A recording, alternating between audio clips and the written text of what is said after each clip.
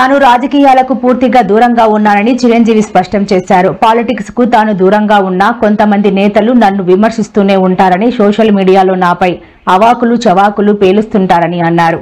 రాజకీయ విమర్శలపై నేను పెద్దగా స్పందించనని సంచలన కామెంట్ చేశారు.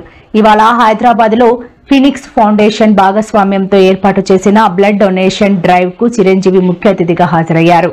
ఈ సందర్భంగా మాట్లాడిన ఆయన, ఈ మధ్య ఓ నాయకుడు నన్ను అకారణంగా మాటలు అన్నారు. ఆ తర్వాత ఆయన ఓ ప్రాంతానికి వెళ్తే అక్కడ ఓ మహిళ అడ్డుకుని ఎదురు తిరిగింది. నాపై చెడు రాతలు రాసేవారికి, మాట్లాడేవారికి నేను చేసే మంచే సమాధానమని చిరంజీవి అన్నారు. నన్ను అకారణంగా, నేను ఇప్పుడు పాలిటిక్స్ చాలా దూరంగా ఉన్నా సరే నా గురించి ఏదో అవాకులు చవాకులు ఆయన పేలినప్పుడు, ఆయన మరొక చోటకి ఏదో ఒక ముంపు ప్రాంతానికి ఆయన వెళ్ళటం జరిగింది. అక్కడ ఒక స్త్రీ, ఒక ప్రౌఢ ఆవిడ, అది మిడిల్ ఏజ్ ఉంటుందేమో, మిడిల్ ఏజ్ ఆవిడ తను పట్టుకుని నానా మాటలు తిడుతుంటే, నీకు ఎలా మనసు వచ్చింది చిరంజీవిని అంటానికి, అది అని తిడుతుంటే నాకు అనిపించింది, మామూలుగా మన మాస్ ఫ్యాన్ కదా ఆవిడ, చాలా గౌరవప్రదమైన కుటుంబంలో ఉన్నటువంటి మనిషిలాగా అనిపించింది గృహిణి.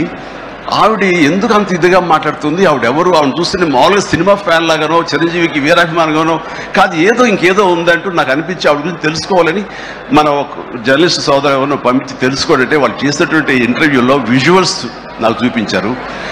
ఏంటమ్మా అంత ఇదిగా, ఆయనకి వీరాభిమానం అంటే అభిమానం సినిమాభిమానం కాదయ్యా, ఆయన వ్యక్తిత్వానికి అభిమానం అంటే చెప్పినప్పుడు నా మనసు టచ్ అయింది. ఏంటమ్మా అంత ఇదిగా, ఏంటమ్మా ఆయన మీకు ఏమైనా సహాయం చేశారు, ఏం చేశారంటే సహాయం చేయటం అయ్యా, నా బిడ్డ ప్రాణాలను కాపాడాడు.